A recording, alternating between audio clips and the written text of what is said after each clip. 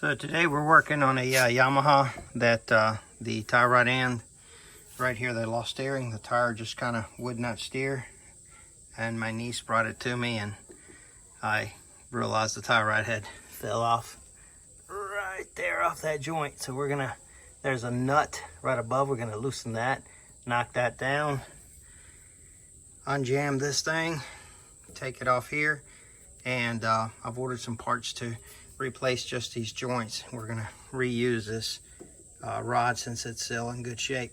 We're gonna try to take note of where this nuts are so we can kind of put it in the same location. First things first, to take this nut off, and most of them will have this, we have a cotter pin. Hard to see with the mud, but you can see the cotter pin right there. Most of these nuts will have one. The first thing you do is bend that out, pull it out, and then you can remove the nut.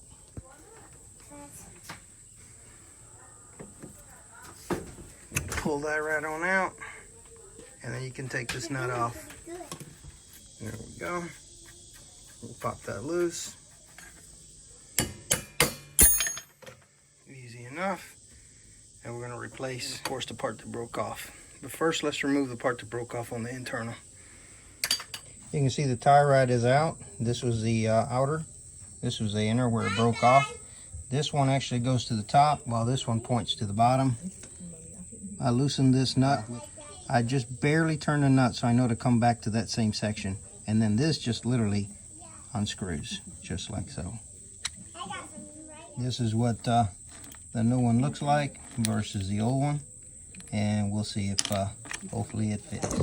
So I noticed that this one had an R and this one had an L, and it looks like it's bigger because this one would not fit on here on the inner. So this one must be for the outer. So I guess the one marked L is for the outer. And I've got it to where it's back to the nut. It's pointing one way, whereas this pointing the other. You can see there, just like it was original. So I'm going to tighten this nut back up, and that should be it for that one. All right, guys, installation is the reverse of taking it off. And there's one side done. Now you can see that as I steer one, the tire steers as well. And that's all there is to it.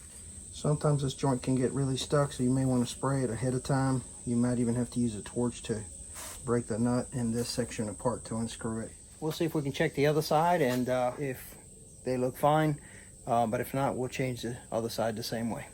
All right, hopefully it was helpful.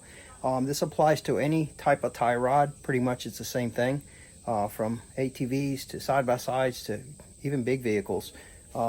Things just get a little bit beefier when you go into the bigger machines, but it's the same concept. Those two tie rods on either side kind of help steer, kind of help keep the tires in line, and that's why you want to kind of keep it the same where you took it off from, so that the tires won't be out, kind of like an alignment. All right, hopefully it was helpful. We'll catch you all on the next one.